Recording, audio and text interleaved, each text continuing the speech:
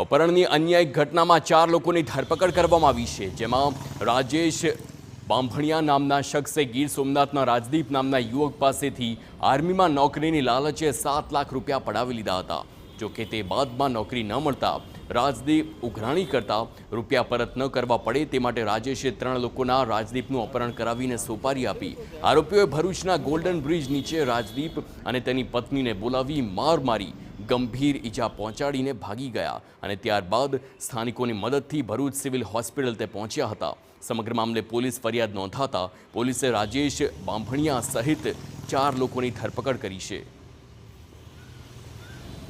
તેમની પત્ની પણ ત્યાં હાજર હોય છે। ત્યાં બધા ભેગા મળી તેમની પત્નીનું ગળું દબાવી દેવામાં આવે છે, પરંતુ તેમની પત્ની જે છે તે ગળું દબાવવાથી ત્યાં બેભાન થઈ જાય છે અને આખી રાત ત્યાં ગોલ્ડન બ્રિજ પાસે ત્યાં જાળીઓમાં પડી રહે છે અને જે અન્વયે બધાએ એકબીજા સાથે મળી અને બળજબરીથી તેને ત્યાં રાખી મૂકે છે અને મારવાની ધમકી આપી અને એકબીજા સાથે મદદગારી કરીને ગુનો આચરે છે। જે ગુનો દાખલ થતાની સાથે જ તમામ આરોપીઓને તાત્કાલિક પકડી લેવામાં આવે છે, તમામની અટક કરવામાં આવે છે, ઉપરાંત રિમાન્ડ લઈ અને આગળની કાયદેસરની કાર્યવાહી હાલ ચાલુ છે।